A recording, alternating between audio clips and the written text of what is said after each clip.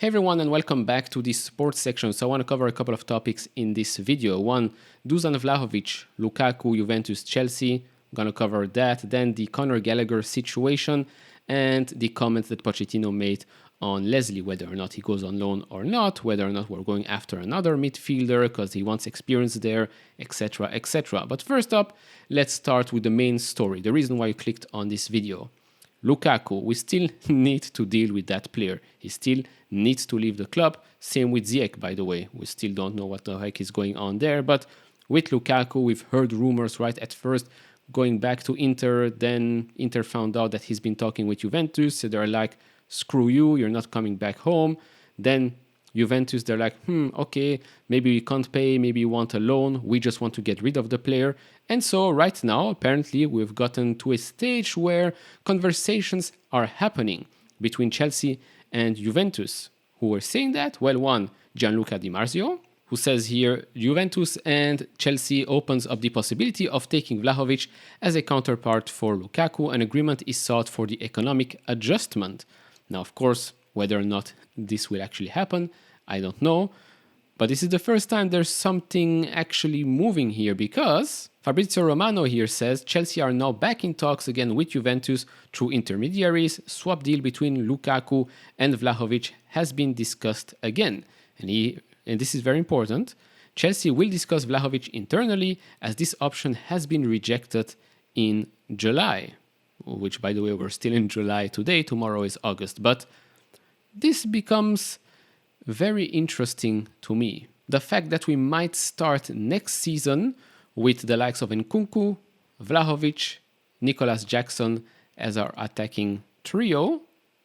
I mean, I've seen worse days, to be honest. Now, again, I don't know what the deal will be. Swap plus cash or just purely swap. We don't know. But at least talks and things are moving right now, which is great. And for those of you that need a bit more information, of course, Vlahovic's stint, let's call it, at Juventus hasn't been as great as people thought. 63 games, 23 goals, 6 assists. Of course, his time at Fiorentina, much better there, 108 games, 49 goals, and 8 assists. That's why the likes of Arsenal wanted him as well before they went with Gabriel Jesus and before he actually went to Juventus. Of course, his time at Juventus has been a bit, well, blocked, but he has some troubles with injuries, so that took a hit on his stats. But overall, I still believe that he's a great striker, still young, I believe he's 23 years old, and for me, very important, left-footed one. I think we could use him on the right wing if we need to. Second striker with Nicolas or with Nkunku remains to be seen. Again, we're just speculating right now because we don't know if he's actually joining or not. Then, second topic I want to touch on, and that's the Lesley situation.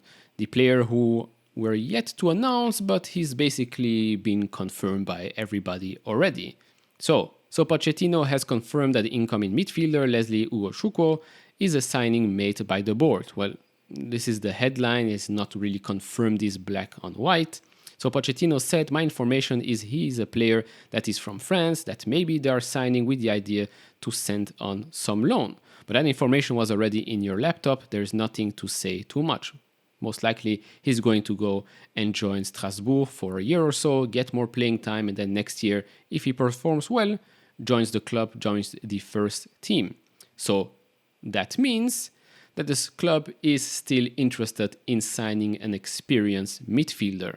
You all know my thoughts on the Caicedo situation. By the way, that video has done pretty well. And thank you everyone that has been subscribing lately. We're over 400 subscribers. So thank you very much. And if you haven't subscribed yet and you like this type of content, leave it a thumbs up and subscribe below. It's free. So why not?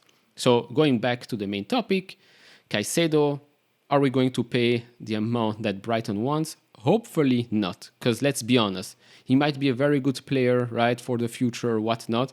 He's not worth the price. And if we're paying that price, we're just going to keep having these type of situations. Club looking at Chelsea and saying, oh, you bought this player for this amount of money, this club sold this player for this amount of money, so we're going to charge you 3 times what he's worth just because of what you did in the past. We need to break that cycle at one point. And I mean, with the links of the Brighton goalkeeper, Robert Sanchez, I don't know what we have with Brighton, but I mean, okay, here we are. I'm going to do a separate video about that because it's an interesting signing if we do sign him. Last topic for this video is Conor Gallagher. The situation there is, in my opinion, a bit tricky because from what we've heard, Pochettino is a fan of Gallagher. He likes his commitment, he likes how he trains, he likes how he plays, he likes what he has seen during pre-season.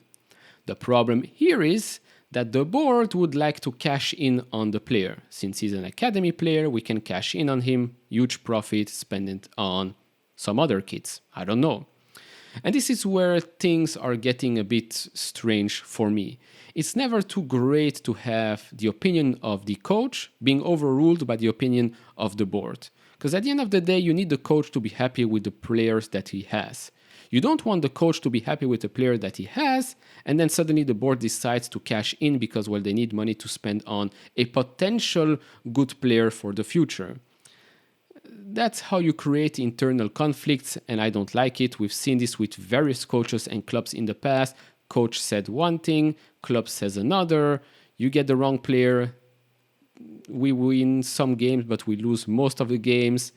Then, of course, who gets fired? The manager, because he's the easiest one to get out. And the snowball becomes bigger and bigger, and then the club collapses and whatnot.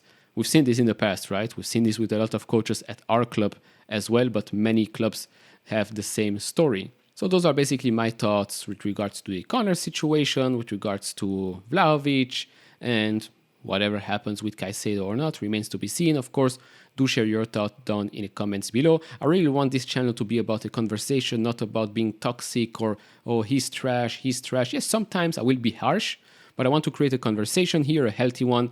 And that's why I make these videos actually as short as possible with as much information as well. So leave your comments down in the comment section. If you like this type of videos, leave it a thumbs up, subscribe if you have not. And I'll see you all in the next one. Bye-bye.